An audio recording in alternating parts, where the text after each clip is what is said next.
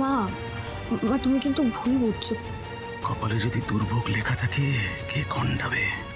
ধারাবাহিকের শুরুতে আমরা দেখতে পাই পুলক আদিকে বলে, ছোটবেলা থেকে তুই যেটা করতে চেয়েছিস সেটাই করেছিস, কিন্তু আজকে এমন একটা কাজ করার আগে আমাদের জানানোর প্রয়োজন মনে করলে না?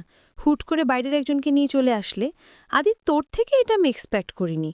তখন আদি বলে, আমি অসুস্থ একজনকে বাড়িতে এনেছি, তাতে তোমাদের এত লিয়াট কেন সেটাই তো বুঝলাম না। তোমরা আমার সাথে এমন ব্যবহার কেন করছো সেটাও আমি কখনো এক্সপেক্ট করিনি।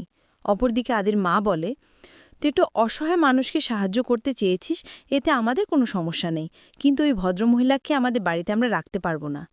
পরক্ষণে আদি বলে, তাহলে তোমরা এখন কি বলতে চাইছো?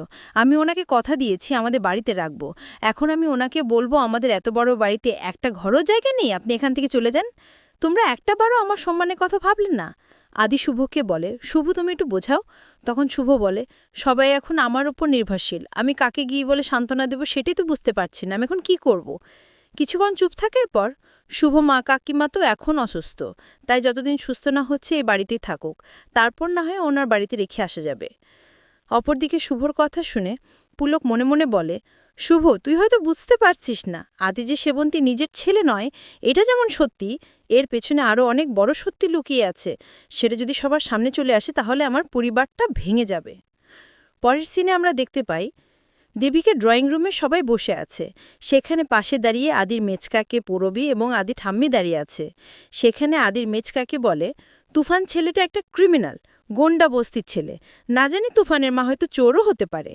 চোরের কথা শুনে পূর্বী বলে, আগের ছেলেটা কি করে বুঝি না, এখন আমাদের রাতের ঘুমও উড়ে গেল। আবার এসব আলোচনা শুনে দেবিকা বলে, মাসিমা, আমার মনে হয় এখানে আসাটা উচিত হয়নি, আমার জন্য আপনাদেরও সংসারে অশান্তি হচ্ছে, বরং আমি এখান থেকে চলে যাই। ঠিক তখনই আদি এসে বলে, কাকিমা, আপনি এখান থেকে যাবেন না, কারোর কোনো সমস্যা হবে না, আমি আমার মা বাবার সাথে কথা বলে নিয়েছি। তখন দেবিকা বলে, তুমি আমার জন্য অনেক করেছো বাবা, আমি চাই না আমার জন্য তোমাদের পরিবারের সবার মধ্যে ঝগড়া হোক, কোনো অশান্তি সৃষ্টি হোক, সেটা আমি কখনোই চাই না। পরবর্তীতে আদি বলে, কাকিমা, আপনি এটা নিয়ে ভাববেন না, আমি আমাদের গেস্টের রুম আপনার জন্য ব্যবস্থা করে রেখেছি, আপনি সেখানেই থাকবেন। এটা বলে আদি দেবিকাকে গেস্ট রুমে নিয়ে যায়। একটু মোড় ঘুরিয়ে আমরা শুভকে দেখতে পাই। শুভ তার শাশুড়িকে বলে, মা, আমার উপর তো আপনাদের বিশ্বাস আছে, তাছাড়া আপনাদের হয়তো বলে দেওয়া উচিত ছিল, তাহলে এখন এত বড় সিচুয়েশন আসতো না। তখন আদির মা বলে, আমি আগের 18তম জন্মবার্ষিকীতে বলতেই চেয়েছিলাম, এমনকি আজকেও বলতে চেয়েছিলাম, শুধু পুলক আমাকে আটকালো, আমাকে বলতে দিল না। পরক্ষণে পুলক এসে বলে, আদি যদি সব সত্যিটা জানতে পারে, তোমাকে আর আমাকে যদি বাবা মা হিসেবে অস্বীকার করে, তখন এটা মেনে নিতে পারতে? পুলকের এমন কথা শুনে আদির মা বলে, তুমি এই কথাটা আমার মাথার মধ্যে গেঁথে দিয়েছ, এই ভয়ে আমি আদিকে কিচ্ছু বলতে পারি না। পরবর্তীতে পুলক আদির মা শুভকে বলে, একমাত্র তুই আমাদের ভরসা, তুই আমাদের অনেক সমস্যা থেকে সমাধান দিয়েছিস, তাই আদি যেন এই কথাটা জানতে না পারে। এদিকে শুভ মনে মনে বলে, আমি জানি না এত বড় অবস্থা আমি কিভাবে সামাল দেব, আমি কিভাবে আটকাবো এটা। পরের সিন আমরা দেখি, আদি দেবিকাকে গেস্টরুমে নিয়ে যায় আর বলে, কাকিমা, আপনি আজ থেকে এখানেই থাকবেন। তখন দেবিকা বলে, তুমি তোমার মাকে খুব ভালোবাসো তাই না? এরপর আদি বলে, সেটাই তো স্বাভাবিক তাই না, প্রতিটা সন্তান তার মা বাবাকে ভালোবাসে। আদির কথাটা শুনে দেবিকা আদিকে জড়িয়ে ধরে কান্না করে। তখন আদি বলে, কাকিমা, আপনি কান্না করছেন কেন? আপনার কি তুফানের কথা মনে পড়ছে? তাহলে তুফানকে আমি একটা কল করি। পরবর্তীতে দেবিকা বলে, তুফান তো আমার সাথে সবসময়ই ছিল, আর যে ছিল না তার জন্য আমার খুব কষ্ট হচ্ছে এখন। দেবিকার মুখে এসব কথা শুনে আদি বলে, কাকিমা, আপনি এসব কি বলছেন, আমি কিছুই বুঝতে পারছি না।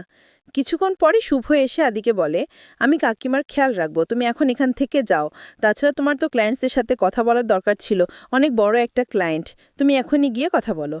আদি আর কিছু না বলে বাইরে চলে যায়। পরের সিন আমরা দেখতে পাই, সবাই ড্রয়িং রুমে খাবার টেবিলে বসে খেতে বসেছে। এদিকে অয়না খাবার না খেয়ে মুখ গোমড়া করে বসে আছে। তখন শুভ এসে বলে, কিরে অয়ন, তুই না খেয়ে বসে আছিস কেন? পরবর্তীতে শুভ অয়নকে খাবার জন্য একটা মাছ দিলে অয়ন বমি করতে করতে উঠে যায়। তখন রূপক বলে, নিশ্চয়ই আবার পেট খারাপ করেছে, সব সময় বাইরের ফাস্টফুড খেতে থাকে, বাবা মা কিছু বলতে গেলে বলে আমরা এখন বড় হয়েছি, that's known of your business, আমরাও কিছু বলতে পারি না।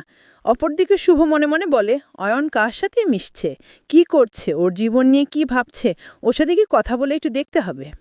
পরক্ষণে খেতে খেতে আদি বলে, শুভ তুমি কাকিমাকে ডাকোনি? তখন শুভ বলে, কাকিমা তো অসুস্থ, তাই ঘরে পাঠিয়ে দিব। ঠিক তখনই দেবীকে এসে বলে, আমি চলে এসেছি। তাছাড়া সবাই ড্রয়িং রুমে কি সুন্দর বসে গল্প করছে আর খাচ্ছে, আমি এখানে সবার সাথে বসে খেতে চাই। এটা বলে টেবিলে খাওয়ার জন্য বসে যায়। পরের সিনে শুভ আদিকে বলে, আজকে তোমার জন্য স্পেশাল আমড়া চাটনি বানিয়েছি। আমড়া চাটনির কথা শুনে দেবিকা বলে, আমড়া চাটনি আমারও খুব পছন্দের। দেবিকার মুখে সব কথা শুনে ডোনা বলে, দাদা ভাইয়ের সাথে আপনার রক্তের গ্রুপ ম্যাচ করছে, আবার খাওয়ারও পছন্দ, সব হ্যাক, কি মিল কি মিল। ডোনার এসব কথা শুনে সেবন্তী না খেয়ে উঠে চলে যায়। তখন দেবিকা বলে, আমার হয়তো এখানে খেতে আসাটা ঠিক হয়নি, আমি ঘরে চলে যাচ্ছি। অপরদিকে শুভ মনে মনে বলে, অনেক বড় ঝড় আসতে চলেছে, এই ঝড় আমি কিভাবে সামাল দেব সেটাই মাথায় আসছে না।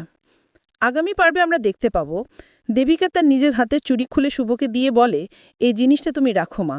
তখন শুভ বলে, আপনি আমাকে এগুলো কেন দিচ্ছেন, এগুলো আমার লাগবে না। দরজার আড়ালে দাঁড়িয়ে সেবন্তী মনে মনে বলে, তাহলে শুভকে দেবিকাকে নিজের শাশুড়ি হিসেবে মেনে নিল। পরবর্তীতে আমরা দেখতে পাই শুভ দেবিকাকে বলে, কাকিমা আমি আপনার সাথে কিছু কথা বলতে চাই, কিন্তু সব সত্যিটা জানি। তো দর্শক, এই ছিল আজকের আপডেট। পরবর্তী আপডেট সবার আগে পেতে আমাদের চ্যানেলটি এক্ষুনি সাবস্ক্রাইব করুন।